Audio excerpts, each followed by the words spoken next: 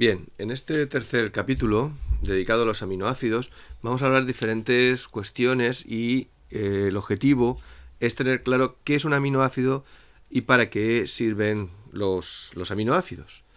¿De acuerdo? Ese es nuestro objetivo. Bien, entonces voy a cambiar el puntero, como hacemos siempre, para poder pintar con él e ir poniendo diferentes aclaraciones. Bien, los aminoácidos van a tener una estructura en el espacio. Digamos, esto se representa con esta ilustración del famoso cuento de Lewis Carroll, Alicia a través del espejo, porque vamos a ver que existen dos formas especulares de los aminoácidos, con diferentes configuraciones espaciales. ¿Esto es importante? Sí, sí que es muy importante porque en la naturaleza solo nos vamos a encontrar una de las formas especulares de los aminoácidos y eso tiene repercusiones a la hora de determinar la estructura de todas las biomoléculas. Bien, cuestiones importantes que vamos a ver en el capítulo. Primero, las proteínas están formadas por 20 aminoácidos. Es decir, vamos a encontrar solo 20 aminoácidos que forman parte de las proteínas. En la naturaleza nos vamos a encontrar, os han encontrado alrededor de 300 aminoácidos diferentes. Para abreviar aminoácidos ponemos AA. ¿De acuerdo? Los aminoácidos van a contener una amplia variedad de grupos funcionales. Esto es lo que tenemos aquí. ¿Qué son los grupos funcionales? Pues la parte de la molécula que le da las características a cada uno de los aminoácidos. Es decir, esos 20 aminoácidos van a tener unas partes de la molécula que son iguales para los 20, es decir, el grupo amino, ya lo vamos a ver, y el grupo ácido, y un grupo funcional que es lo que determina el carácter, las características de cada uno de esos 20 aminoácidos. Y desde el punto de vista nutricional, un aspecto fundamental también son los aminoácidos esenciales, es decir, aminoácidos que solamente vamos a poder obtener en la dieta. ¿De acuerdo? No los vamos a poder sintetizar o no lo vamos a sintetizar en la cantidad necesaria. Bien, los aminoácidos, como he dicho, van a tener un grupo amino, lo tendríamos aquí, que contiene nitrógeno, es decir, los aminoácidos contienen nitrógeno, y un grupo carboxilo. ¿Os acordáis del primer tema que hablábamos de los grupos funcionales? Este es un grupo ácido y este es un grupo básico, un grupo amino. ¿De acuerdo? Luego todos los aminoácidos van a tener, salvo la prolina, que luego lo veremos, un carbono que le llamamos el carbono alfa, sería este, que tiene unido un hidrógeno, que es el hidrógeno alfa, y un grupo funcional. Estos serían los grupos funcionales. La alanina, que es este aminoácido, contiene este grupo funcional. Y es un grupo que viéndolo ya sabemos que es un grupo apolar. ¿Por qué? Porque el carbono no tiene una electronegatividad elevada y no permite la formación de puentes de hidrógeno. Es decir, tendremos carbono alfa, que es el central, grupo carboxilo, grupo amino, es decir, con carga positiva, y esto es como lo vamos a encontrar, y ahora lo veremos más adelante, a pH neutro, que es el pH del agua. La representación de los aminoácidos en el espacio se va a poner de esta forma, es decir, este sería el carbono alfa, aquí tenemos el hidrógeno, el grupo funcional, el carboxilo y el grupo amino. Si nos fijamos, esta es una de las proyecciones, la otra proyección anterior es la proyección de Fischer, esta sería la manera de la proyección de Fischer. ¿Qué quiere decir esto? Que este grupo amino y este grupo carboxilo se van a encontrar, en este caso en el plano, el grupo metilo va a estar hacia afuera y el grupo hidrógeno hacia adentro. ¿Y esto por qué ocurre? Porque el carbono va a formar un tetraedro. Ya vamos a ponerlo así. Esto estaría hacia afuera, es decir, el carbono va a formar 4 enlaces y otro enlace, a ver si me sale bien pintarlo, digamos, estaría hacia atrás. Esto forma un tetraedro, de tal forma que la distribución espacial de todos los elementos que están unidos a ese carbono van a situarse con una determinada situación en el espacio. Y son posiciones fijas. Esto nos va a permitir encontrar grupos funcionales distribuidos en el espacio. Y todos los aminoácidos que nos vamos a encontrar en la naturaleza van a ser isómeros L. Salvo en algunos casos que nos vamos a encontrar isómeros D, pero eso va a ocurrir en muy raras ocasiones, y esos isómeros D de los aminoácidos nos los vamos a encontrar en proteínas que forman parte de la pared de la membrana de algunas bacterias, y tienen una función defensiva en esas bacterias. Los isómeros L nos los vamos a encontrar en el resto de proteínas que encontramos en la naturaleza, es decir, las proteínas que hay en una ameba son las mismas proteínas con los mismos, no son las mismas proteínas, perdón, los aminoácidos van a ser los mismos y van a tener la misma estructura en el espacio, van a ser todos aminoácidos L. ¿Qué son los isómeros L? Bueno, los tenemos aquí representados. Este sería el isómero L y este sería el isómero D. Aquí tendríamos el grupo carboxilo, el grupo amino, lo tenemos aquí. Este sería el grupo funcional. Este sería el carbono alfa y este sería el hidrógeno que está unido al carbono alfa. Si nos fijamos, estos estarían en una posición, estos estarían, esto y esto estarían en una posición, esto y esto estarían en otra posición en el espacio.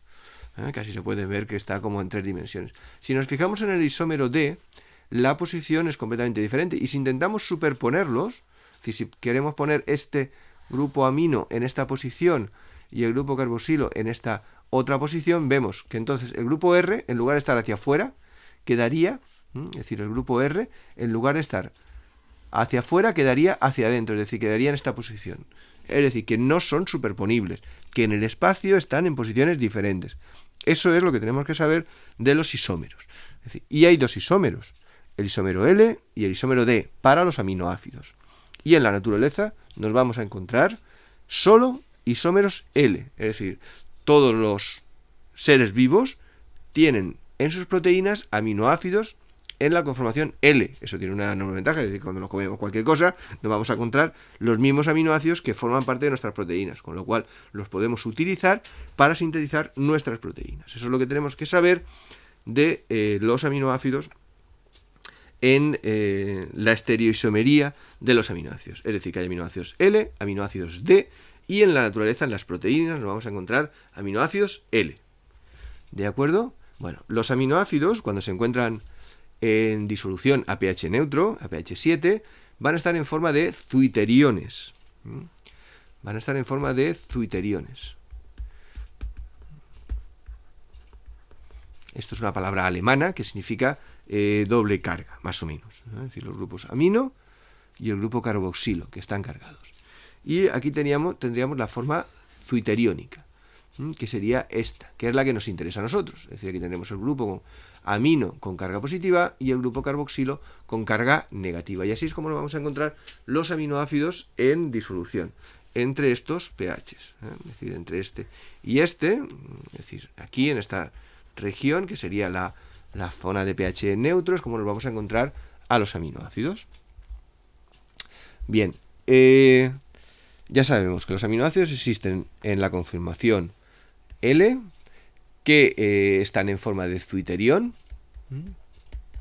vaya palabreja, de zuiterión, y ahora vamos a ver los grupos funcionales. Esos grupos funcionales es lo que le da el carácter a cada uno de los aminoácidos, y en función de qué aminoácidos contiene una proteína, también le van a conferir ese carácter diferente a cada una de las proteínas. Es decir, si todos los aminoácidos fueran iguales, es decir, si hubiera un solo aminoácido, pues las proteínas serían todas iguales y no podrían desempeñar las funciones que desempeñan. Por ejemplo, un polímero en que todos sus componentes son iguales es el almidón. El almidón está formado por unidades de glucosa y son todos iguales. ¿Y el almidón qué función cumple? De reserva energética, punto. Bueno, los aminoácidos son esos 20 aminoácidos, es decir, aquí tendremos unos aminoácidos: glicina, alanina, valina, leucina, isoleucina, metionina, prolina, fenilalanina, triptófano. Es decir, tanto en la conformación de Fischer como en la estructura estereoquímica las tenemos aquí. Y podemos ver dónde se sitúa el grupo carboxilo y el grupo amino de los diferentes aminoácidos. y los grupos funcionales que tenemos aquí. Es decir, este sería el grupo funcional, este otro sería el otro grupo funcional, el otro grupo funcional, grupo funcional, grupo funcional. Esta es la prolina, que es bastante peculiar porque forma ese anillo. Aquí tenemos otro grupo funcional, por ejemplo, la metionina contiene azufre, lo vemos aquí, el azufre, el triptófano. Vemos que hay una enorme variedad de grupos funcionales. Perdonad. De esos grupos funcionales. Aquí tenemos que los aminoácidos se van a nombrar con un código de 3 letras o de una sola letra. Es decir, tenemos o 3 letras o una sola letra. ¿De acuerdo? No tenemos que aprendernos ese código. Nos va a salir porque vamos a hablar continuamente y algunos se os quedarán. El código de 3 letras es mucho más fácil. Val, valina. Leu, leucina.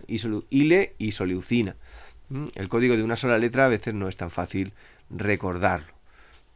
Por ejemplo, el triptófano es W. Bien. Lo que nosotros nos interesa ahora es determinar qué grupos funcionales vamos a encontrarnos. Por ejemplo, en estos aminoácidos nos vamos a encontrar grupos funcionales. Es decir, aquí tendremos el grupo funcional de la valina, el grupo funcional de la isoleucina, de la leucina y de la isoleucina. Estos grupos funcionales, ¿qué podemos decir? Que son polares, apolares. Lo primero que nos fijamos es que no tienen átomos electronegativos, es decir, serían apolares. Son aminoácidos apolares. Si estos aminoácidos forman parte de una proteína, ¿dónde se van a situar cuando la proteína, la cadena polipeptídica, se pliegue dirigida por lo que veíamos en el tema anterior de las interacciones hidrofóbicas, el estar lejos del agua, etcétera? Pues se van a situar en la parte interna de la proteína, es decir, lejos del agua, salvo que sea una proteína de membrana, que eso ya lo veremos, que se van a situar en la parte de fuera. ¿Por qué? Porque el entorno que se encuentra en una proteína de membrana es un entorno de las colas apolares de los fosfolípidos que forman la membrana. Aquí tenemos otros aminoácidos igualmente, con cierto carácter apolar, la prolina, la fenilalanina, el triptófano, que tienen cierto carácter apolar. Se van a encontrar siempre, estos aminoácidos los vamos a encontrar siempre en la parte interna de las proteínas, lejos del entorno acuoso. Ya vimos cómo el agua tenía que estar ordenada si había una molécula apolar. Y estas moléculas son apolares. Aminoácidos polares. Vamos a ver ahora el grupo de aminoácidos polares. Es decir, que van a tener un átomo electronegativo que va a permitir que se formen puentes de hidrógeno con el agua. Es decir, no tienen carga. Es decir, tienen, por ejemplo, la serina contiene un OH, un grupo hidroxilo. Si lo tenemos aquí en la cadena lateral. La treonina también va a tener un grupo hidroxilo. Si aquí tenemos una molécula de agua, pues se van a poder formar puentes de hidrógeno. La tiroxina, tenemos también la cadena lateral. La cisteína. Nos tenemos que fijar en este aminoácido, que va a ser muy importante y va a explicar también muchas propiedades de algunas proteínas concretas, porque va a formar un tipo de enlace muy particular. Y aquí tenemos el azufre, que forma parte de la cisteína. Aquí tenemos asparragina, glutamina. Son aminoácidos que no tienen carga, pero van a tener grupos funcionales con átomos electronegativos que van a formar puentes de hidrógeno. ¿Dónde se situarán estos aminoácidos cuando una proteína se pliegue? Pues en la parte externa, en contacto con el agua, formando esos puentes de hidrógeno que estabilizarán a su vez a las proteínas y permitirán que las proteínas sean solubles. Vamos a ver ahora aminoácidos cargados positivamente, que por tanto, si tienen carga, también serán hidrofílicos, es decir, van a querer estar en contacto con el agua. Bueno, aquí pone un ejemplo, lo podemos leer en la página 42 de la lisina. Y es un aminoácido que nosotros no podemos sintetizar, es decir, sería un aminoácido esencial. Este aminoácido esencial lo tenemos que tomar en la dieta. ¿De acuerdo? Y si tenemos pues se ha hecho en experimentos con animales y parece que induce estrés, ansiedad, y estudios recientes sugieren que lo mismo ocurre con seres humanos cuando tenemos una falta de lisina. Bien, estos aminoácidos con carga positiva, perdonad, aquí, vamos a tener estos aminoácidos, sería la treonina, tirosina y serina. A ver, esto aquí creo que hay un error. Los que son cargados con carga positiva serían, sí, estos. Cisteína, asparagina y glutamina, que van a poder formar cargas positivas con esta parte de la molécula, con carga positiva. Por ejemplo, aquí tendremos la lisina y la arginina, que se van a poder cargar también positivamente. Los tenemos aquí, tenemos arginina, veis que tienen carga positiva. Y aquí tenemos la histidina, que también va a poder tener esa carga positiva. Los aminoácidos cargados positivamente son hidrofílicos. No nos vamos a meter en la distribución de carga ni nada de eso. Sencillamente que sepáis eso, que son positivos y se van a querer situar cerca del agua y ya está. ¿De acuerdo? Se pone este ejemplo porque son aminoácidos que también van a formar parte de los centros catalíticos de las enzimas y demás, pero ya lo veremos más adelante. Aminoácidos cargados negativamente, los tenemos aquí. Aminoácidos con carga negativa, y estos aminoácidos, por ejemplo, uno muy importante sería el glutamato. El glutamato es un aminoácido ácido que se utiliza también como aditivo alimentario y es lo que tiene el sabor característico de la carne. Y además se ha visto que también tiene cierto carácter adictivo. Es decir, el glutamato, que se ha visto que hay receptores en la lengua para este aminoácido y se demostró que existe un nuevo sabor que es el umami, que está asociado al glutamato. También ha aparecido un problema en alimentación, el síndrome del glutamato, que era gente que iba habitualmente a comer a los restaurantes chinos, etcétera, que le añadían este glutamato monosódico para darles, sobre todo en los snacks y todo esto también tenemos grandes cantidades de glutamato, que mejor no abusar de ellas. Bien, otros aminoácidos cargados negativamente sería el aspartato, si también tiene carga negativa. Aquí tenemos el glutamato, es un poquito más grande, tiene un grupo, un CH2 más que el aspartato, pero va a tener unas propiedades químicas muy similares. Bueno, todas estas cadenas ionizables que hemos visto, pues van a aumentar la reactividad, es decir, en los centros catalíticos de las enzimas, vamos a encontrarnos estos aminoácidos que se pueden ionizar, que pueden aceptar protones, etcétera, y van a ser muy importantes para el enlace. También en la unión de los sustratos, de otras sustancias, etcétera, en la unión a las proteínas. ¿Por qué? Porque van a formar interacciones electrostáticas, ¿de acuerdo? Interacciones electrostáticas que ya hemos visto que aportan energía y que permiten la formación de esos enlaces. Bueno, aquí tenemos diferentes aminoácidos y sus valores de pK, es decir, no nos vamos a meter en esto, sencillamente que sepamos que esos grupos laterales se pueden ionizar, es decir, y esos serían los aminoácidos negativos, los cargados con carga negativa, con carga positiva, por ejemplo el aspartico y el glutámico, tienen pKs de 1, etc. Estos otros serían básicos, vemos que tienen pKs bastante grandes, como la arginina, etcétera, la tirosina, y van a cumplir funciones importantes. Bueno, aquí tenemos una serie de cuestiones que tenemos que resolver en el tema. Es decir, ¿cuántos aminoácidos hay en la naturaleza que forman parte de las proteínas? ¿Qué significa que haya aminoácidos esenciales para diseñar una dieta? ¿Y qué ocurriría si en una dieta propusiéramos que como fuente de aminoácidos se utilizara la gelatina, que es casi un 100% proteína?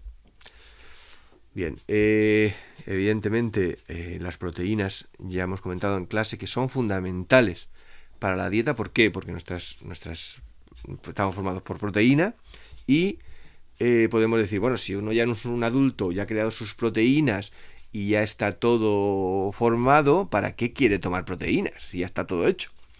Pues ahí entra un concepto muy importante que es el recambio. Es decir, el recambio proteico, que ya lo veremos más adelante, pero quiere decir que las proteínas